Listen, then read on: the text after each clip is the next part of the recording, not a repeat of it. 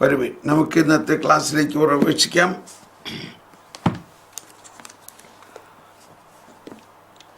രണ്ടായിരത്തി 2624 സഭയുടെ ആരംഭത്തെക്കുറിച്ച് തന്നെയാണ്.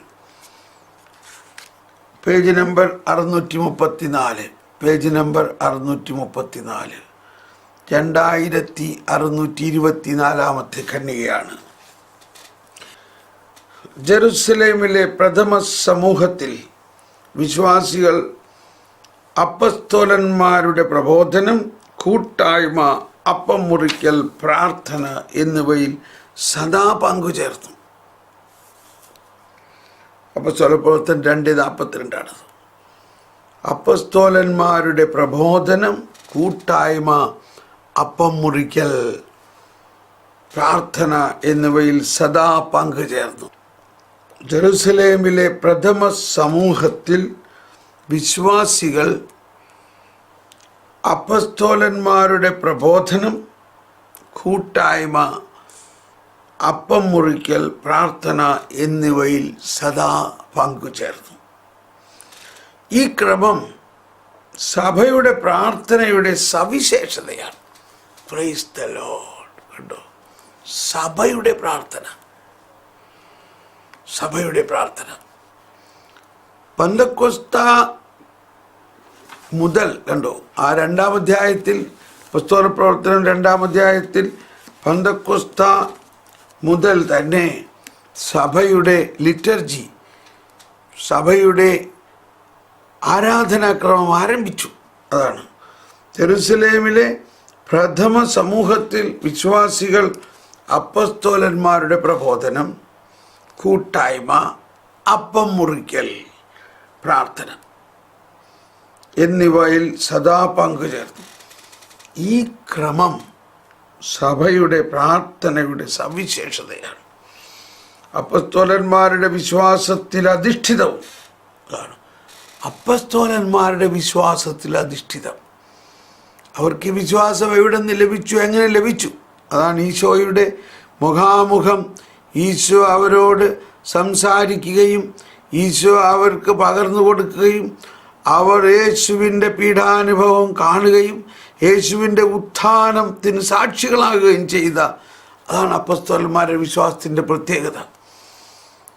ഇവർ ഈ 12 അപ്പസ്തോലന്മാരും ഈശോയുടെ ശുശ്രൂഷയുടെ ആരംഭം മുതൽ യേശുവിനോടൊപ്പം ഉണ്ടാകുകയും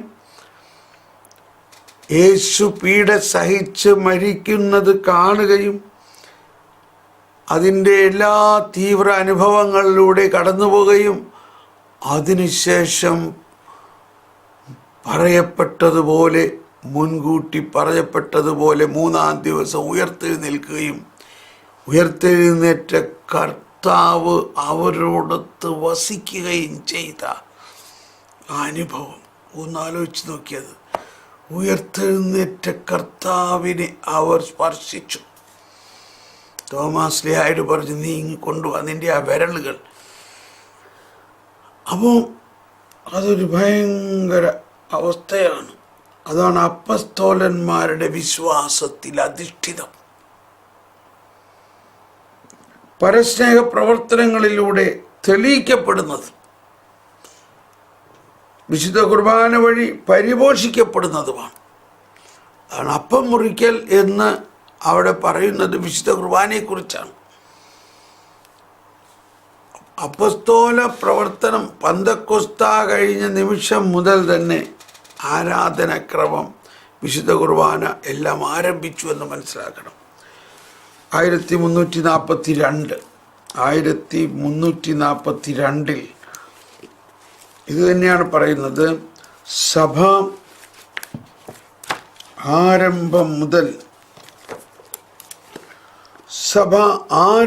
മുതൽ കർത്താവിൻ്റെ ഈ കൽപ്പനയോട് വിശ്വസ്തത പുലർത്തി. ജെറുസലേമിലെ സഭയെ സംബന്ധിച്ച് ഇക്കാര്യം പറയുന്നു.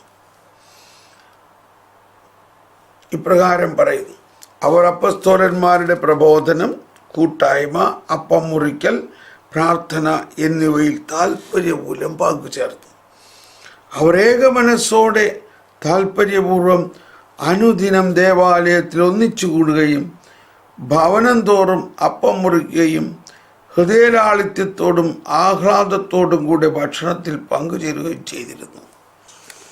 ഇതാണ് ആദിമസഭയുടെ പ്രാർത്ഥനാ രീതി. തുടർന്ന് നമുക്ക് അടുത്ത പാരഗ്രാഫിലേക്ക് നീങ്ങാം.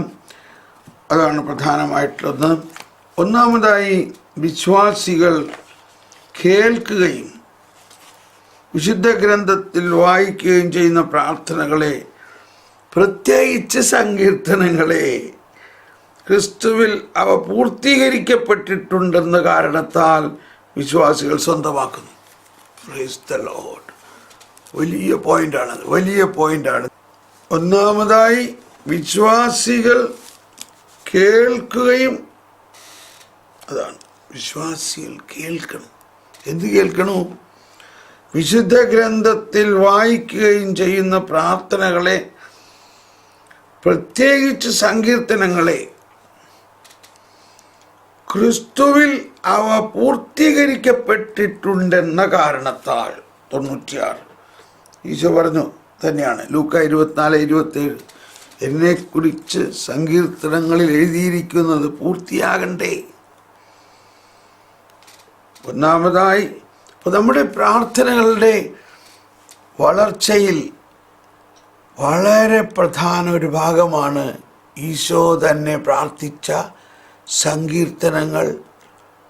അത് ഈശോയിൽ പൂർത്തിയായി എന്ന് വിശ്വസിക്കണം. പൗലോസ് ജനമധ്യത്തിൽ സിനഗോഗിൽ പറഞ്ഞു, ഓരോ സാപത്തിലും നിങ്ങൾ വായിച്ചിരുന്ന ആ വിശുദ്ധ വചനങ്ങൾ ആരും വിശ്വസിച്ചില്ല, അതിൻ്റെ അർത്ഥം മനസ്സിലാക്കിയില്ല. അത് സങ്കീർത്തനങ്ങൾ ഉദ്ധരിച്ചുകൊണ്ട്, സങ്കീർത്തനങ്ങൾ അവരെല്ലാ ആഴ്ചയിലും എല്ലാ ദിവസവും വായിക്കുന്നതാണ്. 1000 വർഷമായിട്ട് അവർ വായിക്കുന്നതാണ്. പക്ഷേ അർത്ഥം മനസ്സിലാക്കിയില്ല. അതാണ് ഇന്നത്തെ അവസ്ഥ. നമ്മൾ പ്രാർത്ഥിക്കുന്നുണ്ട്, കുർബാനയിലും പ്രാർത്ഥിക്കുന്നുണ്ട്.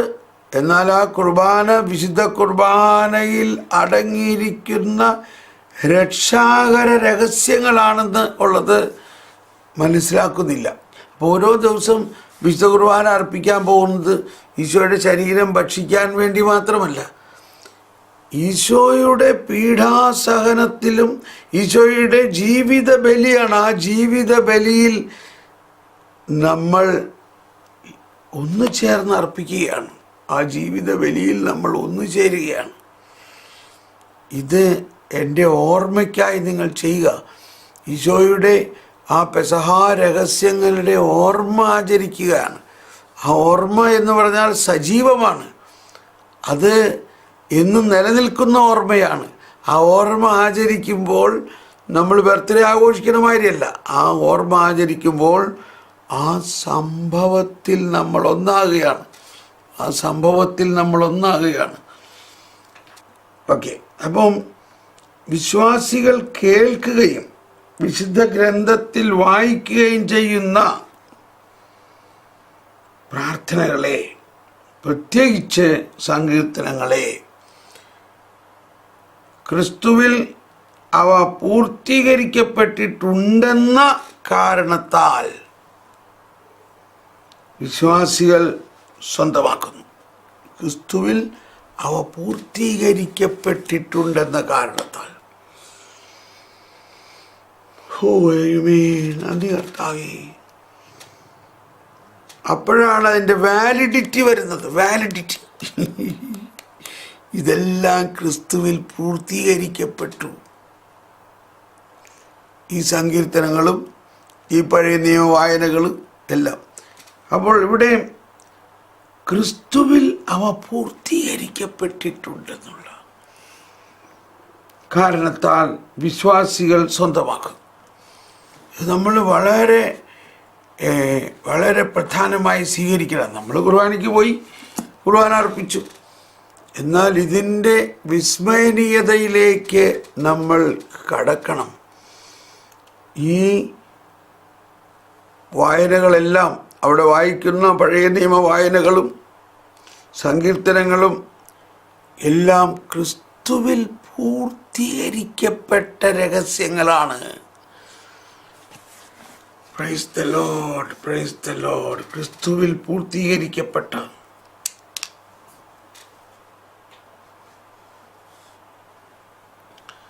എന്ന കാരണത്താൽ വിശ്വാസികൾ സ്വന്തമാക്കുന്നു. സഭയുടെ പ്രാർത്ഥനയിൽ ക്രിസ്തുവിൻ്റെ ഓർമ്മ സജീവമായി നിലനിർത്തുന്ന പരിശുദ്ധാത്മാവ് അവളെ സത്യത്തിൻ്റെ പൂർണ്ണതയിലേക്ക് നയിക്കുകയും സഭയുടെ ജീവിതത്തിലും കൂദാശകളിലും ദൗത്യ നിർവഹണത്തിലും പ്രവർത്തന നിരതനായി ക്രിസ്തുവിൻ്റെ അമേയ രഹസ്യത്തെ ആവിഷ്കരിക്കാൻ പുതിയ പുതിയ വാഗ്മയങ്ങൾക്ക് പ്രചോദനം നൽകുകയും ചെയ്തു.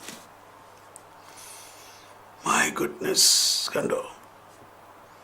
സഭയുടെ പ്രാർത്ഥനയിൽ ക്രിസ്തുവിൻ്റെ ഓർമ്മ സജീവമായി നിലനിർത്തുന്ന പരിശുദ്ധാത്മാവ് അവളെ സത്യത്തിൻ്റെ പൂർണ്ണതയിലേക്ക് നയിക്കുകയും, ഈ വാക്കുകളൊക്കെ നമുക്കറിയാം, ഈശോ പറഞ്ഞിട്ടുള്ളതാണ്. സഭയുടെ ജീവിതത്തിലും കൂദാശകളിലും,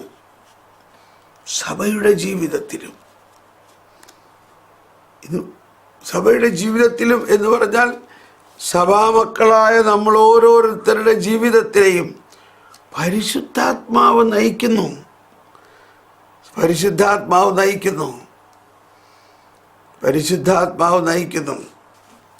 സഭയുടെ പ്രാർത്ഥനയിൽ ക്രിസ്തുവിൻ്റെ ഓർമ്മ സജീവമായി നിലനിർത്തുന്ന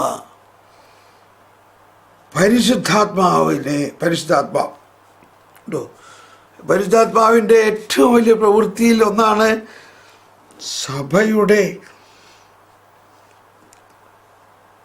പ്രാർത്ഥനയിൽ ക്രിസ്തുവിൻ്റെ ഓർമ്മ. നമ്മുടെ എല്ലാ പ്രാർത്ഥനകളും ഒരു ക്രിസ്ത്യാനി എന്നുള്ള നിലയിൽ ക്രിസ്തുവിൻ്റെ പ്രാർത്ഥനകളുമായിട്ട് ബന്ധപ്പെട്ടതല്ലാതെ ഒരു പ്രാർത്ഥനയും ഒരു ക്രിസ്ത്യാനിക്കുണ്ടാകരുത്. വിശുദ്ധ ജോൺ ക്രിസോസ്റ്റം പിതാവ് പറയാണ്, ഒരു ക്രിസ്തു ശിഷ്യൻ ക്രിസ്തു പ്രാർത്ഥിച്ചതല്ലാത്തതൊന്നും പ്രാർത്ഥിക്കേണ്ട ആവശ്യമില്ല. അവൻ ക്രിസ്ത്യാനി അല്ല. കറ്റേനാവറയായിൽ നമ്മൾ പഠിച്ചതാണ്.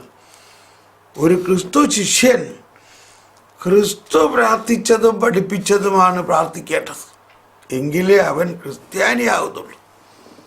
ഇതൊക്കെയാണ് നമ്മൾക്ക് നമ്മുടെ വിശ്വാസം വളരേണ്ടത്. ഇന്നലെ ഒരാൾ ചോദിച്ചു, ബ്രദറെ, വിശ്വാസം സ്നേഹം കിട്ടിയാൽ പോരെ? അതാണ് സ്നേഹം സൽവോർക്കിഷ്ടം എന്ന് പറഞ്ഞപ്പോൾ ഏതാണ്ട് വിചാരിക്കുന്നത് സ്നേഹം കിട്ടിയാൽ അതിനകത്ത് വിശ്വാസം ഉണ്ടെന്നുള്ളതാണ്. വിശ്വാസമാണ് സ്നേഹത്തിൻ്റെ ആത്മാവ്. വിശ്വാസമില്ലാത്ത സ്നേഹത്തിന് കഴമ്പില്ല, അത് വെറും മനുഷ്യ സ്നേഹമാണ്. അതാണ് വിശ്വാസം, പ്രത്യാശ, സ്നേഹം സർവോത്കൃഷ്ടമാണ്. അപ്പോൾ ഇന്നലെ ഒരാൾ ചോദിച്ചു, അതിൻ്റെ ബേസിസിലായിരിക്കും ചോദിച്ചത്, സ്നേഹത്തിന് വേണ്ടി പ്രാർത്ഥിച്ചാൽ പോരെ, അപ്പോൾ വിശ്വാസവും കിട്ടൂലേ? കിട്ടില്ല. അപ്പോൾ നോക്കിയേ, യേശുവിൻ്റെ സുവിശേഷ പ്രഘോഷണ വേദിയിലെല്ലാം ഈശോ പറഞ്ഞ പോയിന്റ് വിശ്വാസത്തെക്കുറിച്ചാണ്. എന്നിട്ട് അവസാനമാണ് സ്നേഹത്തെക്കുറിച്ച് പറയുന്നത്. എന്താ വിശ്വാസം എന്ന് പറഞ്ഞാൽ, ഈ യേശുവിലുള്ള വിശ്വാസവും യേശു ക്രിസ്തുവിൻ്റെ രക്ഷാകര രഹസ്യങ്ങളെക്കുറിച്ചുള്ള വിശ്വാസം ഉണ്ടാകണം. ആരാണ് യേശു ക്രിസ്തു? യേശു എന്തിനു വന്നു? യേശു എന്നു മുതലുണ്ട്? യേശു എന്തു ചെയ്തു? ആ രക്ഷാകര രഹസ്യങ്ങൾ വിശ്വസിച്ചാൽ മാത്രമേ വിശ്വാസത്തിന് കഴമ്പുണ്ടാകുകയുള്ളൂ. അതിൽ നിന്നാണ് ക്രിസ്തുവിൻ്റെ സ്നേഹം പുറപ്പെടുന്നത്. അതുകൊണ്ട് പരിശുദ്ധാത്മാവ്, ക്രിസ്തുവിൻ്റെ ഓർമ്മ സജീവമായി നിലനിർത്തുന്ന പരിശുദ്ധാത്മാവ് അവളെ സത്യത്തിൻ്റെ പൂർണ്ണതയിലേക്ക് നയിക്കുകയും സഭയുടെ ജീവിതത്തിലും കൂദാശകളിലും ദൗത്യ നിർവഹണത്തിലും പ്രവർത്തന നിരതനായ ക്രിസ്തുവിൻ്റെ അമേയ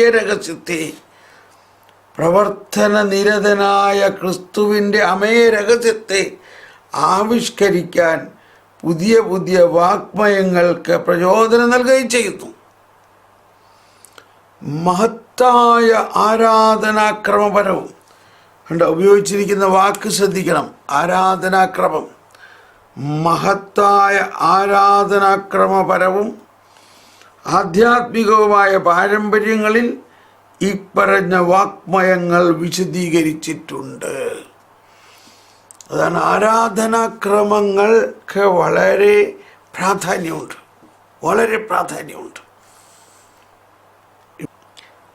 അതാണ് മഹത്തായ ആരാധനാക്രമം.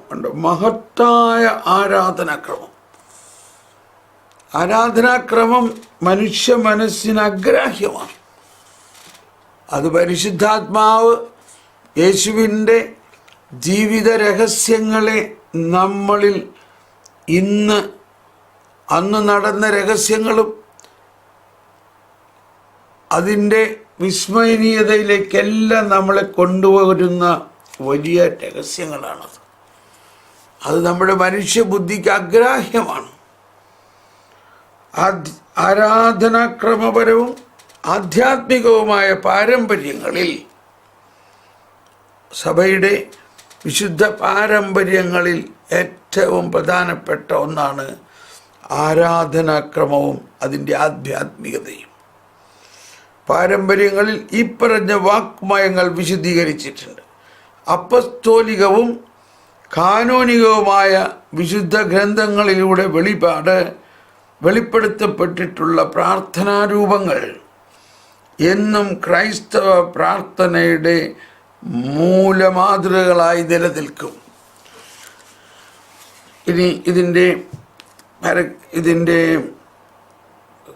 മാർജിനൽ പാരഗ്രാഫ് 1092 അതെല്ലാം ആരാധനാക്രമത്തെക്കുറിച്ചുള്ളതാണ്. ലിറ്റർജി, പ്രസാരഹസ്യം 1092. ഇങ്ങനെ ക്രിസ്തു രഹസ്യം. Price the Lord. അതെന്ത് രഹസ്യം, എന്ത് രസമാണ് ആ വാക്കില്ലേ. ക്രിസ്തു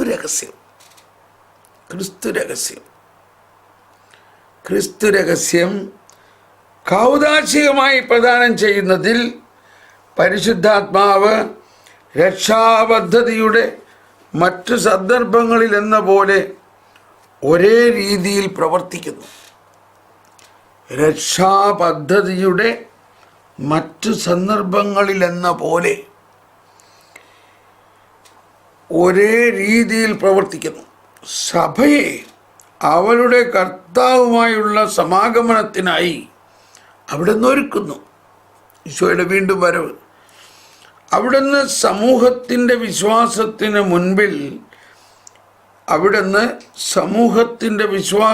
മുമ്പിൽ ക്രിസ്തുവിനെ അനുസ്മരിക്കുകയും വെളിപ്പെടുത്തുകയും ചെയ്യുന്നു.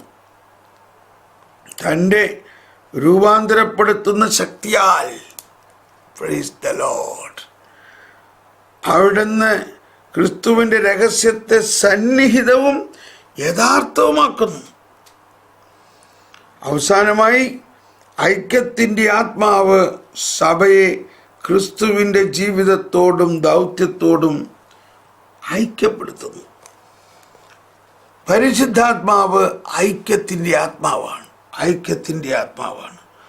എന്തുകൊണ്ട് പ്രൊട്ടസ്റ്റന്റിസം ഉണ്ടായി? എന്തുകൊണ്ട് 1550 വർഷം വരെ സഭ ഒരുപോലെയായിരുന്നു? എന്നാൽ പിന്നീടാണ് പ്രൊട്ടസ്റ്റന്റിസം ഉണ്ടായത്. 16-ാം നൂറ്റാണ്ടിൽ ബൈബിൾ അച്ചടിക്കപ്പെട്ടു. 1550-ലാണ് ബൈബിൾ അച്ചടിക്കപ്പെട്ടത്. ബൈബിൾ അച്ചടിക്കപ്പെട്ടു. അത് വായിക്കാൻ തുടങ്ങിയപ്പോൾ ഈ ബൈബിളിൽ എഴുതിയേക്കണമായിരുന്നു അല്ലല്ലോ സഭയിലെ പല കാര്യങ്ങളും. അപ്പോൾ ആ കാലഘട്ടത്തിൽ സഭയുടെ വിശുദ്ധ പാരമ്പര്യത്തെക്കുറിച്ച് ആരും പരസ്പരം പഠിക്കുകയോ ചെയ്തില്ല. അല്ലെങ്കിൽ അതിനെക്കുറിച്ച് വേണ്ട മാതിരി ആരും പ്രചരിപ്പിച്ചില്ല. അതുകൊണ്ടാണ് കത്തോലിക്ക സഭയിൽ നമ്മൾ ബൈബിൾ മാത്രമല്ല നമ്മൾ കാറ്റക്കിസത്തിൻ്റെ ആരംഭത്തിൽ പഠിക്കുന്നുണ്ട്. ഈശോ അപ്പസ്തോലന്മാർക്ക് മുഖാമുഖം നൽകിയ ഒരുപാട് കാര്യങ്ങൾ മുഴുവനും ബൈബിളിൽ എഴുതിയിട്ടില്ല എന്ന് വിശുദ്ധ യോഹന്നാൻ തന്നെ പറയുന്നുണ്ട്. അതുകൊണ്ട് ആ വിശുദ്ധ പാരമ്പര്യം അനുസരിച്ചാണ് അപ്പസ്തോലന്മാരുടെ അപ്പം മുറിക്കൽ. അന്ന് ബൈബിളില്ല. ബൈബിളിലെ ഈവൻ പുതിയ നിയമ ഭാഗങ്ങൾ, പുതിയ നിയമം ആരംഭിക്കുന്നത്, പുതിയ നിയമം എഴുതിയത് തന്നെ AD 65 മുതലൊക്കെയാണ്. 54, 55, 65. അന്ന് വരെ സഭ എങ്ങനെ വളർന്നു? സഭ ആരാധനാക്രമത്തിലൂടെയാണ് വളർന്നത്. എങ്ങനെ ആരാധനാക്രമങ്ങൾ ഉണ്ടായി? ഈശോ ഉയർത്തെഴുന്നേറ്റ ഈശോ അവരോടൊപ്പം 40 ദിവസം വസിച്ചു. അവരെന്ത് ചെയ്ത് കാണും? ഒരുമിച്ച് ഈശോയോടൊപ്പം ആരാധിക്കുകയും അപ്പം മുറിക്കുകയും പ്രാർത്ഥിക്കുകയും ചെയ്തു. ആ ഈശോയുടെ അധരത്തിൽ നിന്ന് ഉയർത്തെഴുന്നേറ്റ ഈശോയുടെ അധരത്തിൽ നിന്ന് ലഭിച്ച ആ രീതികൾ അവർ ഓറൽ ട്രാൻസ്മിഷൻ എന്ന് പറയും. അതനുസരിച്ച് അവർ പ്രവർത്തിച്ചു പോകുന്നു. പിന്നീട് സുവിശേഷകർത്താക്കൾ അതിനകത്ത് പ്രസക്തമായ ഭാഗങ്ങൾ എഴുതി, മുഴുവൻ എഴുതിയിട്ടില്ല. ഇവിടെയാണ്. എന്നാൽ പരിശുദ്ധാത്മാവ് ആ കാലഘട്ടത്തിൽ പരിശുദ്ധാത്മാവിൻ്റെ ആ ഐക്യപ്പെടുത്തുന്ന അവസ്ഥയെ കുറിച്ച് പ്രാർത്ഥിച്ചിരുന്നെങ്കിൽ സഭ പിളരില്ലായിരുന്നു.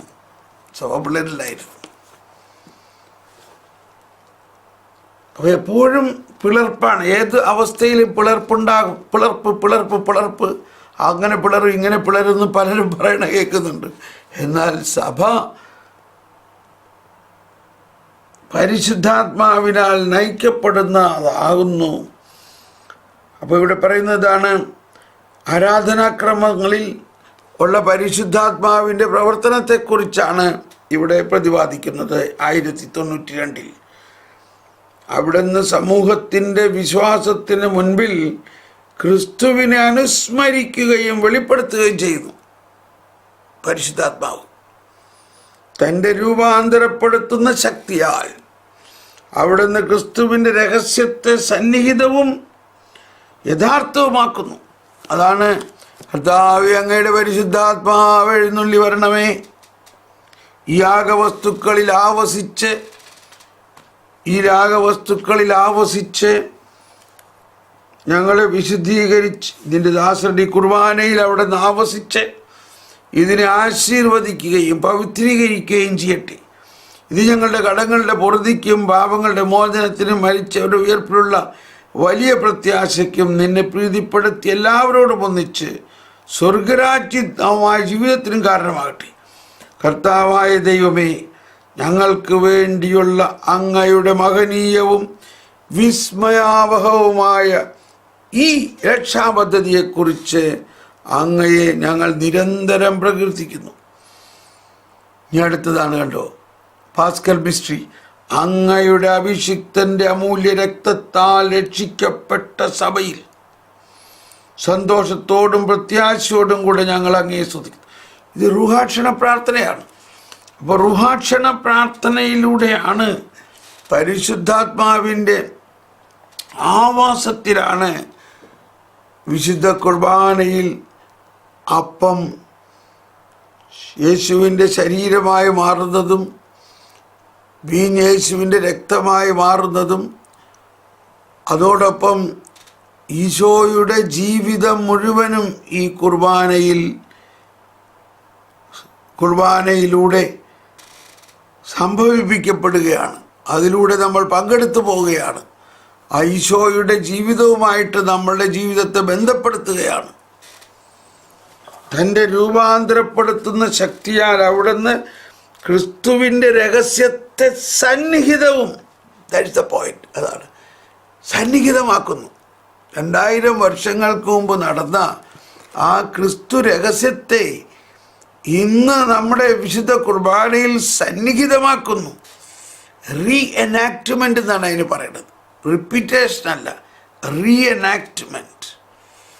അത് പുനരാവിഷ്കരിക്കപ്പെടുന്നു പരിശുദ്ധാത്മാവിലൂടെ. അവസാനമായി ഐക്യത്തിൻ്റെ ആത്മാവ് സഭയെ ക്രിസ്തുവിൻ്റെ ജീവിതത്തോടും ദൗത്യത്തോടും ഐക്യപ്പെടുത്തുന്നു. Praise the Lord. ക്രിസ്തുവിൻ്റെ ജീവിതത്തോടും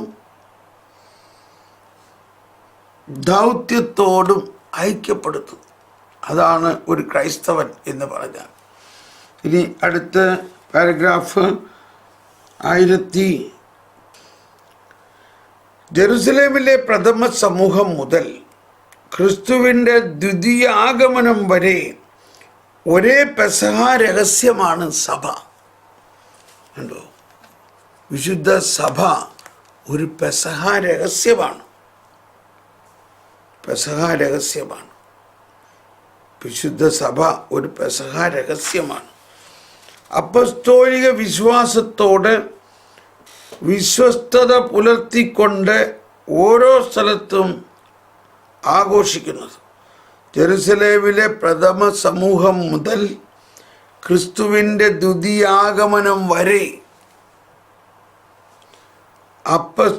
ഒരേ പെസഹ രഹസ്യമാണ് സഭ. അപ്പസ്തോലിക വിശ്വാസത്തോട് വിശ്വസ്തത പുലർത്തിക്കൊണ്ട് ഓരോ സ്ഥലത്തും ആഘോഷിക്കുന്നത്. ആരാധനയിൽ ആഘോഷിക്കപ്പെടുന്ന രഹസ്യം ഒന്ന് തന്നെയാണ്. എന്നാൽ അതിൻ്റെ ആഘോഷ രൂപങ്ങൾ വിവിധങ്ങളാണ്.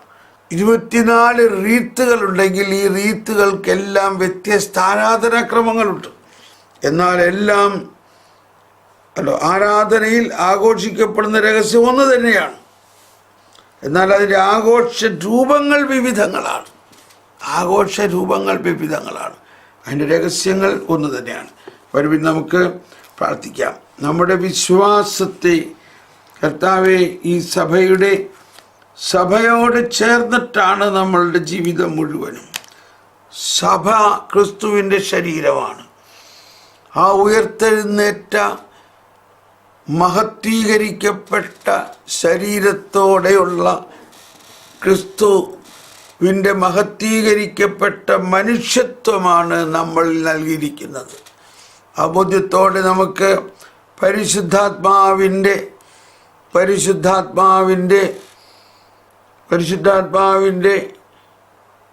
പ്രത്യേക കൃപയ്ക്ക് വേണ്ടി പ്രാർത്ഥിക്കാം. വരുവിൻ നമുക്ക് പ്രാർത്ഥിക്കാം.